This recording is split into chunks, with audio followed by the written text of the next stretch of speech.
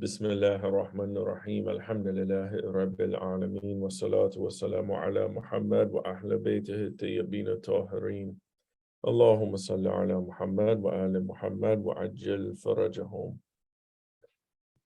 Last week in God's Emissaries, we left off talking about the believer from the house of Pharaoh, Ezekiel. So we said here that Ezekiel, he spoke up for Musa alayhi salam. Ezekiel was the cousin of Pharaoh and was one of the advisors. So when Pharaoh wanted to kill Musa, he said, "Will you kill a person just for saying my Lord is Allah? When he brings you proofs from your Lord, clear proofs." He says it was Ezekiel who had never worshipped any idol a day in his life. He helped Musa escape from Egypt a long time ago, when we mentioned earlier in the story. And ever since, he was a witness to all that had passed between Musa and Pharaoh. And he believed in Musa and the teachings of Musa, but he practiced taqiyya. He hid his faith. This is one of the places where we find a proof for taqiyya.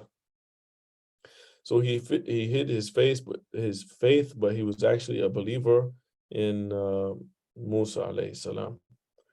So he tried to help Musa, and Pharaoh, when he said this, it stopped him and made him take his blade down. And he looked at Ezekiel and he said, "Should he be lying? His lie." Ezekiel kept talking. He said, "If Musa is lying, his lie is only to his own detriment. But if he's truthful, that means you're, profligate liars. You're lying. And at least some of what he promises will afflict you. For Allah does not guide the one who is a liar." He says, "My people granted that today sovereignty belongs to you as you dominate over the land. However, who will help us against Allah's punishment if it overtakes us?" So Ezekiel is trying to stop Pharaoh from killing Musa. So then he says, Ezekiel told Pharaoh went to talk as Ezekiel was saying all these things. And he said, "I just show you the things the way I see them, and I only guide you to the path of rectitude." So Ezekiel was telling you, I just calling it how I see it. I'm just telling you, all the things I've witnessed. But the damage was already done, and Ezekiel's words, hit their targets. And the people that were there, they saw that it didn't make any sense to kill Musa. All he's saying is just, "Your Lord is Allah. Why should I kill him for this?" So after that, a few months later, Ezekiel began making like small majalis, if we can say, like small gatherings of the Egyptians with Bani Israel, and wherever he thought his words can take effect. So he started talking to other Egyptians. We have some of the speeches that he mentioned. One of them is here. He says, "My people, I fear for you a day the like that met the heathen factions of old, like the divine punishment that repeatedly overtook the people of Nuh, Ad, and Thamud, and those who came after them. And what was meted out to them was undoubtedly just, for Allah does not desire any injustice for his servants." This is mentioned in Quran, Surah 40, Ayat 31. He said, "My people, I fear for you the day of shouts and calls, a day when you will turn to flee through you, though you will have none to protect you from Allah, for whoever Allah leads astray has no guide." He said, "Centuries ago, Yusuf brought you manifest proofs, but you remained in doubt concerning what he brought you. When he died, you thought Allah will never send another messenger like him after him, that Yusuf was the end of the messengers. This is how Allah leads astray those who are skeptical and those who are liars, those who dispute about the signs of Allah without having any proof come to them.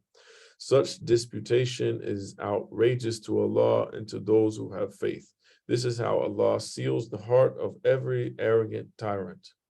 All of these talks from Ezekiel, they are mentioned in Surah 40. Another time he said, my people, follow me. I will guide you to the path of rectitude. My people, the life of this dunya is only fleeting enjoyment, while the akhirah is the lasting abode. Whoever commits a sin shall be requited with its like, but whoever acts righteously, whether male or female, if he or she is faithful, shall enter paradise with unlimited provisions.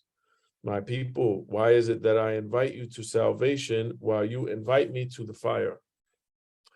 You invite me to defy Allah and to ascribe to him partners of which I have no knowledge, while I call you to Almighty the Forgiven. Undoubtedly, that to which you invite me has no call in this world nor in the hereafter, and our return is to Allah. And the liars will be inmates of the fire. Soon you will remember what I am telling you, and I entrust my affairs to Allah, and Allah is watching over his servants. These are the talks that Ezekiel would give to the Egyptians. It said there were some who heard Ezekiel speak these words of hearsay, according to them. They took the news to Fir'aun, and they accused Ezekiel of joining the ranks of Musa. This is big because he's a big person in their government, and he's cousin of Fir'aun, and he joining the enemy of Fir'aun. So Fir'aun got upset. He said, he's my cousin, he's my deputy. But if what you say is true, then he deserves the worst punishment for betraying my trust in him. If you are accusing him falsely, then you will be punished for this. So Fir'aun brought Ezekiel to the court. The informants repeated their accusations in front of Ezekiel. They said, you reject the Fir'aun as your Lord, and you show ingratitude for his blessings on you. So Ezekiel, he said, my king, have you ever known me to tell a lie? Fir'aun, he said, no, I haven't ever heard you tell a lie. He continued, he said, I asked my accusers. He said, who is your Lord? They all said, Fir'aun, of course. Who said, who is your creator, your provider, the one responsible for your livelihood and for thwarting harm from your path? They said, Fir'aun, of course. Ezekiel nodded in approval and turned to Fir'aun and said, my king, I hereby testify before you and all those who are present that their Lord is my Lord. Their creator is my creator. Their provider is my provider. The one who manages their life is the one who manages my life. Furthermore, I have no Lord, no creator, and no provider other than their Lord, their creator and their provider. I hereby testify before you and all those who are present that I disavow any Lord, creator, or provider other than their Lord, their creator and their provider, and I deny that he is my, and I deny that he is my Lord or my God. So this is a type of tactic that he used on Fir'aun. It's an ambiguous claim. It's technically referred to as tawriya in the Arabic term for this, which is to say something intending other than what is normally understood from it. It's a type of way to refrain from lying. So he asked them, who is your Lord? Who is your God? Who is your provider? They said Fir'aun. But he wanted Fir'aun to understand one thing, but he said it in a way that he really meaning something else. But they understood what they wanted to. So when he asked them who is their Lord, who's their creator, who's their provider, they said Fir'aun. He said, my Lord and my creator and my provider is their Lord, their creator, their provider. Fir'aun is thinking he's talking about him. But in reality, the true Lord, the true creator, the true provider of all human beings is the same, is Allah subhanahu wa ta'ala. So he's saying one thing, but meaning something else. Another example I used to hear of this is when they were looking for Abu Lulu. After he did what he did, he was running. They were looking for him because he had committed a murder. So they said Amir al-Mu'mineen was standing outside of one of the doors, and then Abu Lulu ran by, and went on his way. They exchanged some words. He went on his way. And then Amir al-Mu'mineen moved to the other side of the stairwell, we can say, like he just moved his position to another few feet somewhere else. And the people came and they asked, have you seen, Abu Lulu? We're looking for him. He said, since I've been standing here, I have not seen him. They think in their mind that, okay, he hasn't seen him at all. But Imam is saying, since I have been standing here in this spot, I have not seen him. But when he was standing in the other spot, he saw him. This is type of, it's called Tawriya. So Ezekiel, he is using this. So Fir'aun was pleased. And he was happy with the approval of, he approved his cousin's reply. And he ordered those who falsely accused him he actually executed those people, Fir'aun. In this way, Allah saved Ezekiel from their schemes because they were trying to find a way to kill Ezekiel. And Ezekiel wasn't the first or the last person from Fir'aun's inner circle to accept the deen of Musa. So there was a hairdresser who took care of the daughters of Fir'aun, and she was also a believer. The Fir'aun's daughter once heard the hairdresser mention the name of Allah as she started her work. So she questioned the hairdresser about this. With complete peace of mind, she explained to the Fir'aun's daughter that Allah was her Lord and the Lord of all the creation. The daughter reported this to her father, who summoned the hairdresser along with her children. And when she refused to recant, then Fir'aun ordered that she and all of her children would be burned alive in the furnace of the palace. This is how, what a, zalim or oppressor that Fir'aun was. She only requested that her bones be collected and buried after they were dead. When her last child was being thrown into that fire by this heartless Fir'aun, he looked and he told his mother, because it's unnerving. I can't even imagine, because of your faith, your children are being thrown in the fire one after the other. The last child told her mother, he told his mother, be patient, you're on the right way. And we see that, the faith in yaqeen, the certainty that these children had, and that what they had, their belief in their prophet. We have to ask ourselves, if we were to be thrown in the fire, or our children were be thrown in the fire for believing in Islam, or would they have that same faith, that same yaqeen, that same belief and certitude in the Ahlul Bayt alayhimus salam, that they are the right way, and that even if they died on that way, it is okay because they know what is ahead of them. And if our answer is no, we need to prepare them for that. We need to prepare ourselves for that. We need to build ourselves up. We need to build our children up to the level of faith that they have certitude in their religion, remove the doubts from them. And if we are at that level of certainty, alhamdulillah, we ask Allah to allow us to keep that. And if not, then we ask Allah to grant us that level of certainty. The next is about Fir'aun's wife, Asiya. She was always devoted to Musa, and she despised her husband Fir'aun, and she managed to conceal her faith also from Fir'aun for a lot of years. And she saw her husband, his brutality was out of control. So she wanted to be away from him and be done with him. She couldn't take it anymore. And she witnessed what he did to that hairdresser and how he killed her and threw her children in the fire. And she said to Fir'aun, curse you, Fir'aun. What has made you so, bold in the face of Allah? And he said, perhaps you've been overcome by the same insanity that you afflicted on your servant, that afflicted your servant. So she said back to him, I'm not insane. I believe in Allah, who is my Lord and your Lord, and the Lord of all the worlds, the Lord of the universe, Rabb al-Alameen. So he grew angry and he wanted to, repay her for that treachery that he thought that she did to him by turning to the religion of Musa.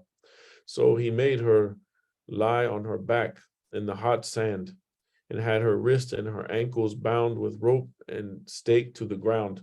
We see that he's called the Dhul Autad, the possessor of the stakes, the Surat al-Fajr. We look in there, one of the titles of Fir'aun, because he staked the people to the ground. And he tortured her and he wanted to force her to give up the religion of Musa. This reminds me of Bilal al-Habashi. When they put him on the ground, they tied his arms and they put that big stone on his chest in the hot burning sands, and they kept trying to make him leave Allah and go towards the idols, but he kept saying Al-Ahad, Al-Ahad. May Allah subhanahu wa ta'ala bless these people who went through such torments and atrocities and sufferings on behalf of the love of Rasulullah sallallahu alayhi wa alayhi, and the love of Anbiya like Asiya, the love of Musa alayhi salam, the love of the Prophet of Allah, and the religion of Allah subhanahu wa ta'ala. So she's lying on the ground. He's doing this to his own wife. And she looked to the heavens and prayed, my Lord, build me a home near you in paradise and deliver me from the Fir'aun and his evil deeds and deliver me from these wrongdoers. This Quran, Surah 66, Ayat 11. Her prayers were immediately answered, and Allah showed her the gardens of Jannah. While her body was still being tormented, she started to smile. Fir'aun thought that she was crazy. I'm torturing her and she is smiling. And she would be known until the end of time as the one of the 4 best women of that ever lived. And she's a role model for all those who believe. I was blessed to give majalis about a few years back about the women of esteemed women of Islam. And I went through every night and I believe 12 nights talking about different women in Islam and how we can take good lessons from their life. And one of those nights was about Asiya. So I remember I put these majalis in book and also they're online. So if we want to learn more about Asiya, can go online, look YouTube for her, or either in the book Esteemed Women of Islam, inshallah. So Fir'aun's his power was under attack now, not only from the Bani Israel, but from within his own inner circles. We see Ezekiel, then the hairdresser, then his own wife. So he was always used to manipulating people. So in the fit of desperation, he wanted to try one more time. So he told the people, my nobles, I know of no God for you besides me. He told them if Musa's God was real, he must exist in disguise because there's no sign of him on earth. He told them he would prove once and for all that no such God existed, even in the heavens. Obviously, he cannot see the signs. He doesn't recognize the signs of Allah are everywhere, even within our own self. But he's saying his God must be in the heavens and I am the God on the earth. So to this end, he commanded his wazir, his minister. He said, Haman, give orders to the brick makers to light their kilns and churn out bricks to make a lot of bricks. I'm going to build a tower that's so high that can reach the heavens and find out about this God of Musa, though I suspect he is a liar. They said he wanted to build this tower up to the heavens to confront the God of Musa. His scheme, was very clever on his part. because he knew that Musa's God could not be found in the sky, and that existence of such a God was not there like he is making out to them. But he wanted to achieve two goals by this. He wanted to buy himself some time, and that way he could come up with a new plan. And this time, maybe it takes months and years to build this thing. The second is that the project he wanted to build would take a lot of labor and a lot of resources. And the completion of this project became the sole goal and the occupation of most of Egypt. So with a tower this big on their mind and the pay that they would receive from their labor, the Egyptians would only think of this. So this was his aim. He knew that if he built a tower into the sky, I mean, what is he going to do? He's not going to be able to confront the God of Musa. So Musa and Harun took advantage of this opportunity, and the Fir'aun's scheme gave them time also, and they gave them a little bit of freedom to organize meetings with themselves and organize to make their next move. So Allah told Musa, leave with my servants by night and move quickly. You will be pursued. Strike a dry path for them in the sea. You need not fear being caught, and leave the path in the sea as it lies behind you. Theirs is an army doomed to drown. Allah wanted a mass exodus of the Bani Israel from Egypt and toward the east. So they packed lightly and they left quietly so they wouldn't alert the forces of Fir'aun, and they could get out of harm's way before they were chased. They wanted a head start. So within a few days, all the preparations were made, but one thing was left. Allah ordered Musa alayhi salam to exhume the remains, the body of Yusuf alayhi salam, and carry them with them to the Levant to be reunited with the remains of his ancestors. So Musa asked Allah how he would know where the body of Yusuf was. Allah guided him towards an old lady. She was blind and bad health. He asked her, Musa said, do you know where the remains of Yusuf are interred? She said that she did. But when he asked her to show him, she said, not until you do four things for me. First, you must restore my legs so that I can walk. Second, you must restore my youth. Third, you must restore my sight. And fourth, you must promise me that I will be the exact same station of Jannah that you will be at. So Musa sought to clarify these things, and he asked, you mean you want to be in paradise, right? She said, no, this is not what I meant. I meant that I want to be with you in Jannah. I want to be with Musa. I want to be on your level in paradise. This is very different. Musa felt, she's asking for too much. He complained to Allah, who said, promise her what she asked. For it's I that will give her, not you. Just don't worry about it. Just tell her, Allah will give it to you. And we have to trust, that we should trust that no request from Allah is too grand to ask from Allah subhanahu wa ta'ala, because everything is easy for him. He is Al-Qawi, all powerful. He is the creator of all things. So we should ask him for small things and large things, large requests, and not just one or the other. Some people say, I don't want to ask Allah, it's too small. I don't want to ask Allah for this. They have an idea that they're bothering Allah somehow. Or they say, I don't want to ask Allah because the thing is too big, it's too much, But we should ask Allah for everything. When we make dua, small or big, when we ask Allah, it shows our dependence on Allah. It shows that nothing can be done without his help, and that we are dependent on him, and we always ask because we need him. If we, we should always do this.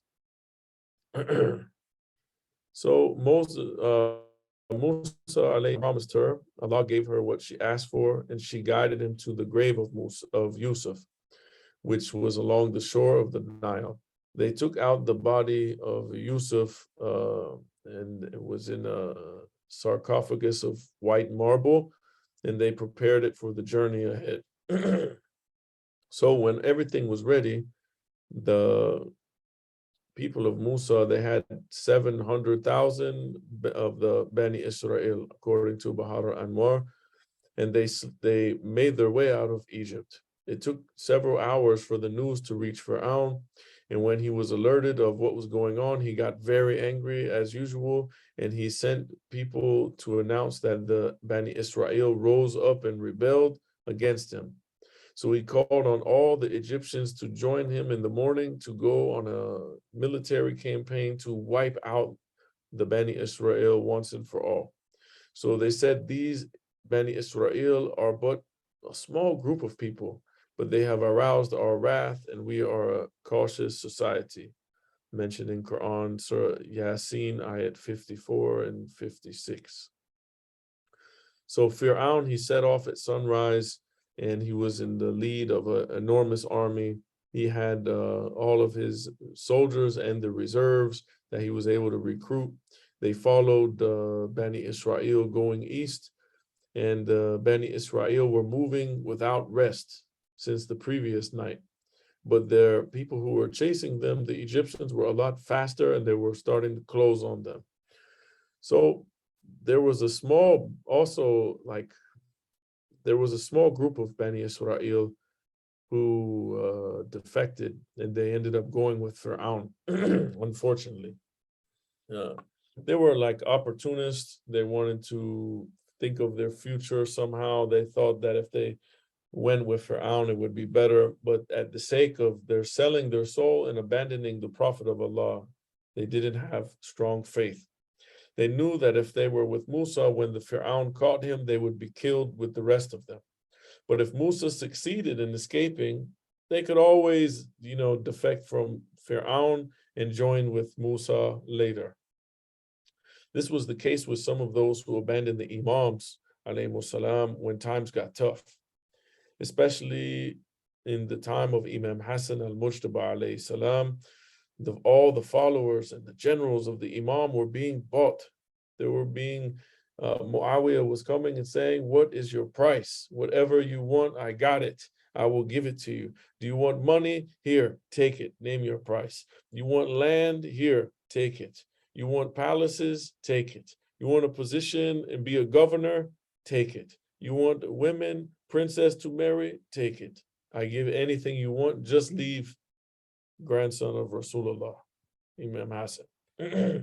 Also, many abandoned Imam Hussein alayhi salam as well for fear of Yazid, lanatullah alayh. We see this clearly with the people of Kufa, that they all welcomed Muslim ibn Aqil, the emissary of Imam Hussein alayhi salam, but when times got tough and they came after the followers of Imam Hussein, they all left and they ran away and they abandoned Imam Hussein alayhi salam. So there was a person in this story named Balaam or Bal'am in Arabic. His story is mentioned in the Bible in Numbers 22 to 24. The author mentions in footnote, he says, while the general plot of the biblical story is similar to that reported in a tradition attributed to Imam Ridha alayhi salam, the Bible sets the story after the death of Musa and after Joshua or Yusha in Arabic, the successor of Musa, has led the Bani Israel across the Jordan. Imam Ridha's tradition, on the other hand, explicitly states that it was the Fir'aun who sought Bal'am's aid in defeating Musa. Interestingly, the biblical version of the story has also found its way into Islamic traditions. The one recorded by Al-Jaza'iri does not mention an imam as its source, and it is presumably taken from Jewish scriptures. One major point of deviation is that the Bible considers Bal'am to be a prophet, while the Quran clearly states that he was a fallible man who had been blessed with divine gifts that were later revoked when he turned evil. So this is about this person, Bal'am, in the time of Musa. He also wanted to ride with Fir'aun to go after Musa. It said that Balaam was a righteous follower of Musa and a devoted servant of Allah. Because of his sincerity, his ikhlas, Allah had given him special signs. Allah always answered his dua and showered him with worldly blessings. But Fir'aun was able to win his loyalty. He's able to buy him, basically. And it says he goaded him to use his power and pray for Musa's destruction. Balaam, he could have gotten to great heights with spirituality, working on himself, with by Allah's gifts that he gave him. But he didn't want to, and he clung on to the dunya, and he followed his lower desires, and he lost his gifts that Allah had given him. And he became, the author says, he became so twisted that even Shaitan became his disciple. So he could have risen to great heights, but he went with Fir'aun instead of with Nabi Musa alayhi salam. We see mentioned in Quran, Allah says, and by the soul and the one who fashioned it, then with the knowledge of right and wrong inspired to it. Successful is indeed the one who purifies their soul, and doomed is the one who corrupts it. Surah Ash-Shams, ayat 7 through 10. So we see he had the ability to purify his soul and be successful, but he chose to corrupt it. We know that Allah subhanahu wa ta'ala has honored us over all of the creatures. Allah has says, verily we have honored the children of Adam. We carry them on the land and the sea, and we have made provision of good things for them. And we have preferred them above many of those whom we created with a marked preferment. Surah Bani Israel, ayat 70. The Quran quotes Nabi Yusuf alayhi salam. He says, I don't excuse myself. Lo, the human soul enjoins unto evil except that where my Lord has mercy. My Lord is forgiving and merciful. Rasulullah sallallahu alayhi wa alayhi said that your greatest enemy is yourself, which is located between your two sides, your nafs. Imam Ali alayhi salam said that the self commands you continuously to indulge in evil deeds. Therefore, whoever trusted his self, it will deceive him. Whoever believed his self, it will destroy him. Whoever is satisfied with his self, it will lead him to face worse kind of disasters. We have an inner struggle between the selves that is detrimental to our future, to our akhirah. It's a war between good and evil that we fight on a daily basis. The struggle against our own selves, jihad al-nafs. It's termed as jihad al-akbar, the greatest jihad, even greater than physical fighting on the battlefield. An interesting point in this is to mention that jihad is, a collective obligation on those who meet the criteria to do it. It's wajib kafai for a physical jihad, whereas jihad al-nafs is wajib, it's obligatory on each and every individual. It's wajib aini, regardless if someone else has done it or not. If someone has worked on their self, that doesn't free us of the obligation of working on ourselves. So we always have to work on ourselves. This human soul that we have, the human self, is valuable. It's like a precious jewel. We have to guard it and protect it at all costs.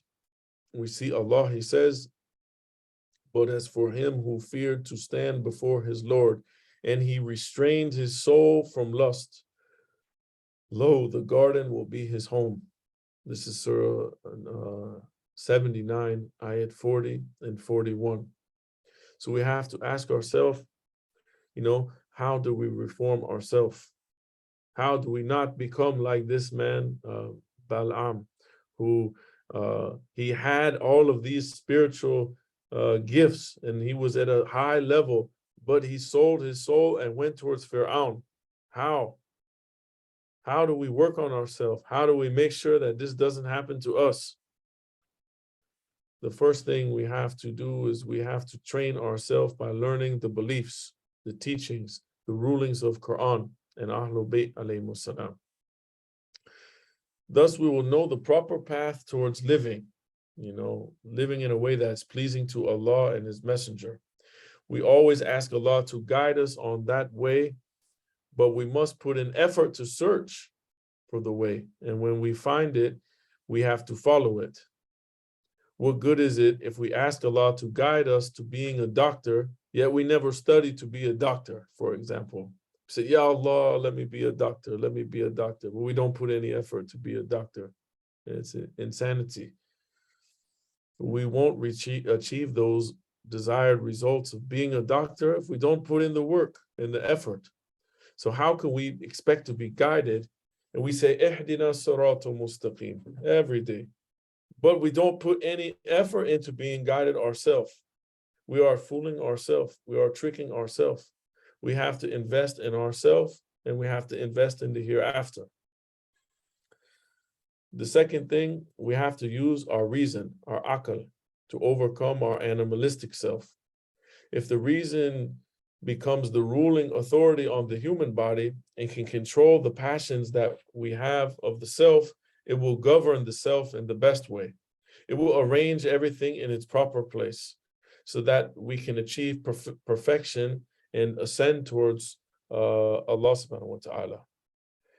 Fasting is one of those ways that we train ourselves to tame our animalistic desires.